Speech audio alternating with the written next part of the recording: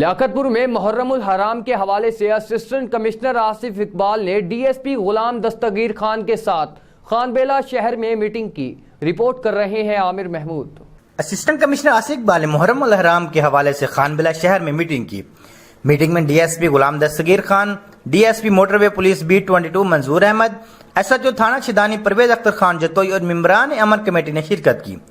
Assistant commissioner Asif Iqbal نے ماتمی جلوس کے روایتی راستوں کا دورہ کیا۔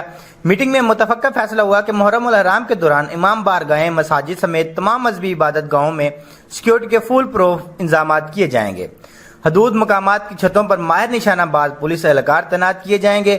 محرم الحرام کے دوران جلوس کی سیکیورٹی کے لیے پولیس اہلکار اور امن کمیٹی کے ممبران ساتھ ساتھ ہوں گے۔ یوم عاشوراء سے قبل جلوسوں کی روایتی راستوں سے ملکہ علاقوں میں سرچ آپریشن بھی کیا جائے گا۔ کیمرامین حافظ زید محمود کے ساتھ عامر محمود، سٹی نیوز، لیاقت پور۔ ہم لاتے ہیں ٹاپ نیوز، آپ کے فیورٹ ٹاک شوز اور ان لمیٹڈ انٹرٹینمنٹ صرف یوٹیوب پر۔